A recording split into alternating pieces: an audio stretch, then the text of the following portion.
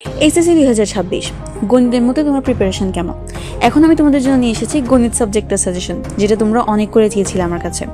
আজকের সাজেশনটা আমি 3 ভাগে ভাগ করেছি, যাদের প্রিপারেশন একদম লো, যারা মিডিয়াম লেভেলের মধ্যে আছে, আবার যাদের টার্গেট অনেক বেশি হাই। আমি এই 3 ভাগে তোমাদেরকে সাজেশনটা দিব। ফার্স্টে চলে আসি যাদের প্রিপারেশন অনেক ভালো, যারা A+ টার্গেট করছো তাদের জন্য।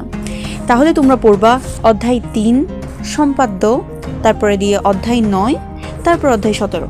এরপরে দিয়ে যাদের প্রিপারেশন মিডিয়াম লেভেলের মধ্যে আছে তাদের জন্য তোমরা দেখবা অধ্যায় 3 সম্পাদ্য, 17 অধ্যায়, যেখানে তোমরা 2টা করতে পারবা।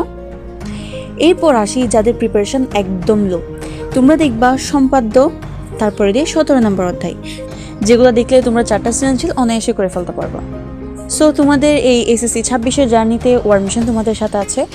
তোমাদের যদি কোনো কোয়েশ্চেন থাকে তবে আমাদের কমেন্ট সেকশন জানতে পারো।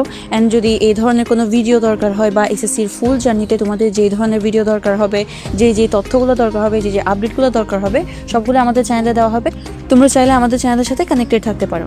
Thanks for watching and best of luck.